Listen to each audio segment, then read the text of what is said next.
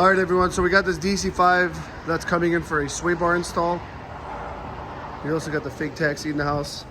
That thing should be coming out this season, so I got to do a bunch of work to that thing. But with this RSX Type S, he does not have a front sway bar, so he got a used front sway bar, but he's got new links for it, and then he's got the new OEM brackets and bolts. So this will definitely help a lot, because if you would have just came here with the sway bar with no brackets, we'd be screwed. Because obviously when you delete that, you don't leave the brackets bolted up there. New end links, new bushings, and the bracket and the bolt. So let's get this installed. So what I do when I get the customer's cars on the lift is I do like a courtesy inspection where I'll shake down the front end, shake down the rear end, check for roaring suspension parts and ball joints.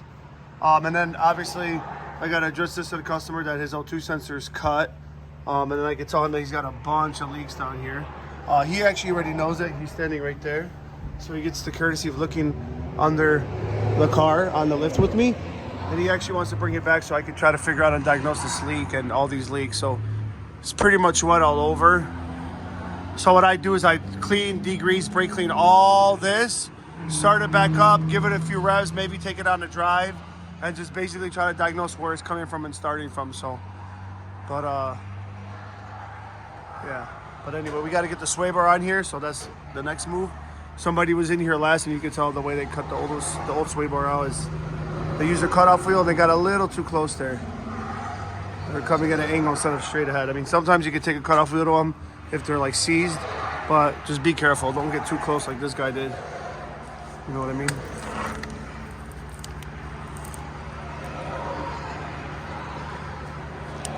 All right, so we got the new sway bar installed. I had to unbolt the exhaust from here and basically slide it on because it goes over the exhaust. So this little hump, I had to disconnect there, slide it in, put the new sway bar bushings on with the new bolts from Honda and the brackets, put the end links on, and then I just started to check his lower ball joints too with my pry bar. This one looks very, very oily and wet, but it's good. This one here has a little bit of play. I don't know if we can see that from here. Let's see.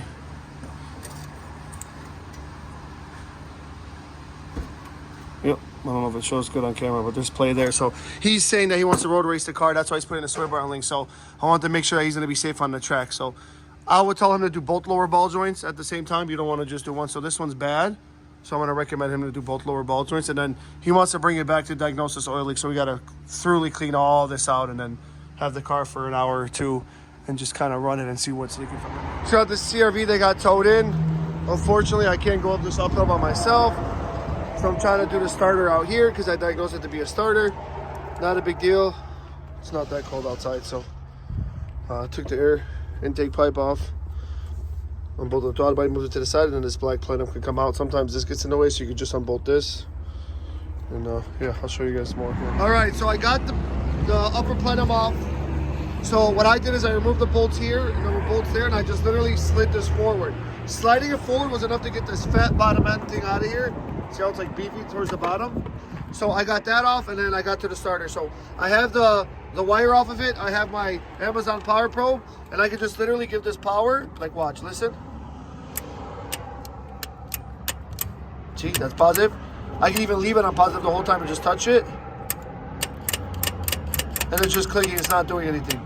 So you still want to make sure that you have a good ground also, because a ground can have that same effect where it'll be clicking like that and you can have a bad ground.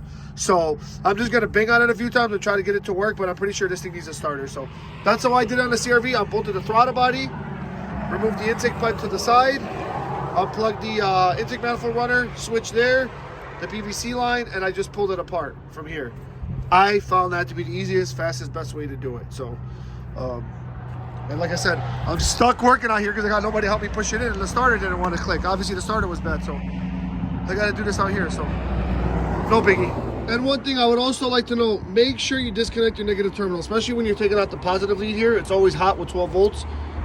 Always take your negative terminal off when you're servicing your car, especially when you're doing something like a starter job or alternator, when you're dealing with powers and grounds. So forgot to mention that. I always do, especially when I go to loosen, you know, the hot wire on the alternator or the hot wire on the starter. So just letting you know, guys. Disconnect. I got the starter on the bench. This is a bench test.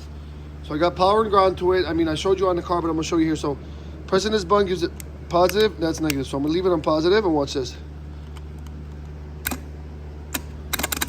All it's doing is extending the plunger for the solenoid.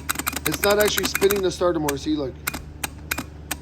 It should be spinning the starter motor like to spin the motor. Let me see if I could try to push this down. I'll show you from this view. Oh, I got disconnected. Hold on a second.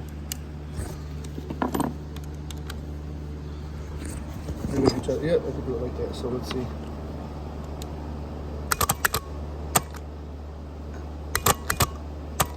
See, it's just extending it and then not spinning. So you want the starter to do two functions. You want the starter to extend the solenoid out, and then you want the starter to actually do the spinning on top of it. So it does two jobs at once.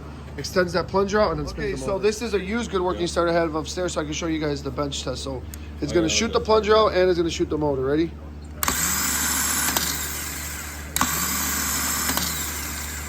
So that's how a good starter should be. All right, I don't want to bore you with all that, but we put the upper plastic planet back on. We made sure we plugged all the accessories, like the TPS, the EVAP, all that stuff that I moved out. I plugged in the booster line, the little purge valve thing there, the intake pipe. I put all that back together, bolted this back up, bolted that. Courtesy check, I always check the oil because K-Series like to burn oil, so we'll just check his oil while we're here.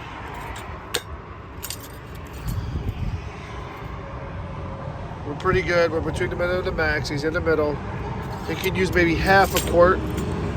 We'll put the terminal back on. Before we put the terminal back on, we'll just double check everything around here. Put the terminal back on and we'll start it up and then we're good to go.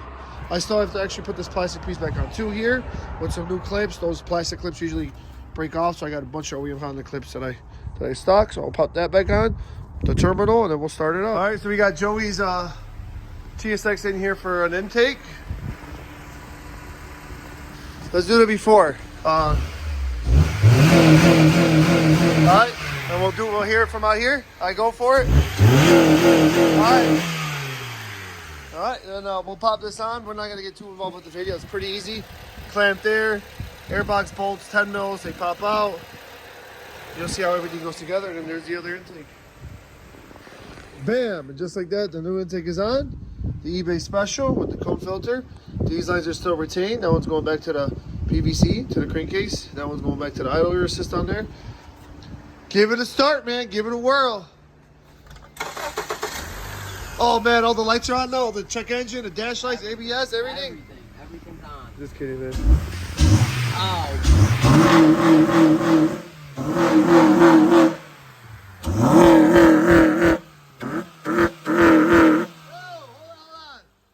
Check your oil, man, because these things always burn oil. Oh my God, I got to like my ear decibels. Turn it on. Let me check your oil, man. Can you hold this camera for me while I check his oil? So I can catch him with no oil. All right, so obviously we got to give it a second for it to go down. So we'll give it a couple seconds to go down. Let's see if I need to do you've been two-stepping your shit low on oil, man. You ready? I'll be hitting the V-test. We'll check it again in like a minute so we can wait for it to actually drip. Oh, this is one of the good motors. Look. It's not the famous Honda one that burns oil. Well, a lot of these, like 50-50 on getting one that consumes oil. Oh, so, it does. It does. I just had it. Oh, good. You're on top of it. Well, there you go. Joey's real happy with his intake now. All right. So he's leaving now. And look, he already floored it. Thirsty. He's going to pop the U-turn because that's how you always leave my shop. So you got to basically pop that stupid U-turn. Oh, there you go. He's ready.